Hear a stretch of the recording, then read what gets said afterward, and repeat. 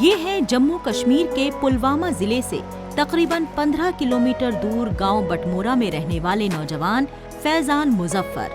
چھوٹی عمر میں ہی انہوں نے تعلیم کے ساتھ ساتھ کچھ الگ کرنے کا منصوبہ بنا کر اسے عملی جامہ پہنایا۔ انہوں نے ماہی پروری محکمے اور اپنے گھر والوں کے تعاون سے ٹراؤٹ فش فارم کا سیٹ اپ لگایا۔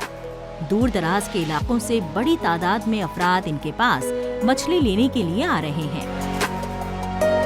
میرے سوچ میں یہ آیا کہ میں ٹراؤٹ فارم ڈالوں گا، پھر اس کے ساتھ ساتھ میں نے ٹراؤٹ فارم سیٹ اپ کیا۔ میں نے فشریز ڈپارٹمنٹ سے بات کی تو انہوں نے بولا کہ آبی وسائل ہونا چاہیے، لیکن جو ہمارا کوٹ یارڈ ہے اس میں وہ پہلے سے ہی وہ آبی وسائل تھا۔ میرے دادا جی نے بولا تھا کہ ہمارے جو پہلے یہاں پہ جو بولتے ہیں کہ داں کی چپکی جس میں چاول نکلتا تھا وہ بھی پانی پہ تھا، اسی لیے ہمارے کوٹ یارڈ میں نا پانی بہت سارا تھا۔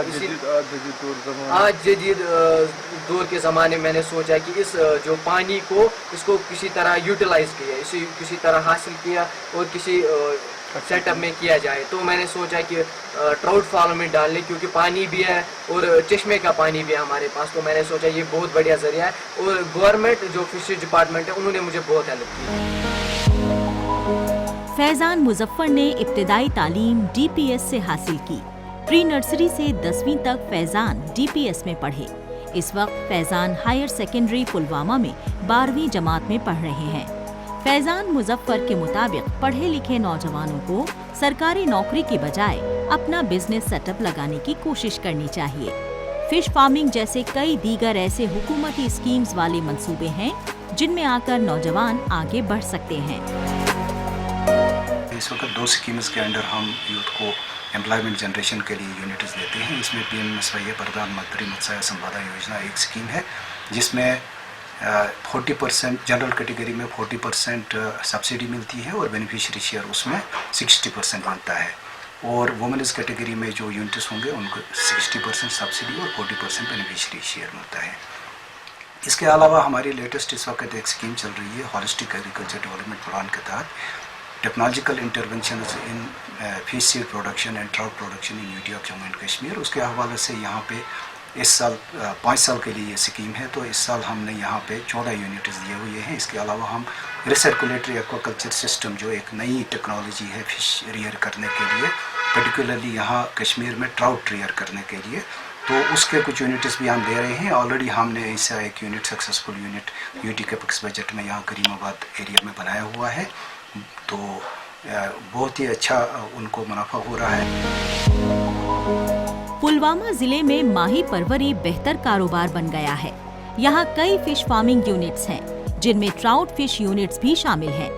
ٹراؤٹ ایک بہترین مچھلی ہے جس کا وزن 3 کلو گرام تک ہو سکتا ہے اور اچھی قیمت ملتی ہے۔ گھاٹی میں سازگار ماحول کے باعث کشمیر میں کئی کاشتکار ٹراؤٹ پالنے میں لگے ہوئے ہیں۔ ٹراؤٹ کو بڑھنے کے لیے بہتے پانی اور 0 سے 20 ڈگری سیلسیس کے بیچ درجہ حرارت کی ضرورت ہوتی ہے۔ جو اسکیمیں دی ہے گورنمنٹ نے ان کو یوٹیلائز کیا جائے۔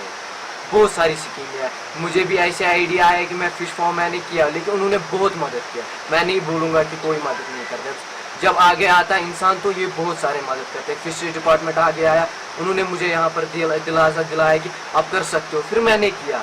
مجھے گھر والوں نے بھی بہت زیادہ سپورٹ۔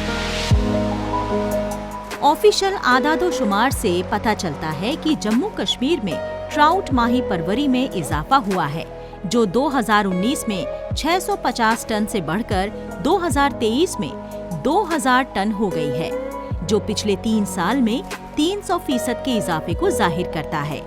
جموں کشمیر میں پردھان منتری متسیہ سمپدا یوجنا سمیت کئی منصوبے ہیں جہاں نوجوان فیضان مظفر جیسے بینیفیشری کو فش فارمنگ جیسے کئی دیگر بزنس کھولنے کے لیے اچھی سبسڈی مہیا کی جاتی ہے۔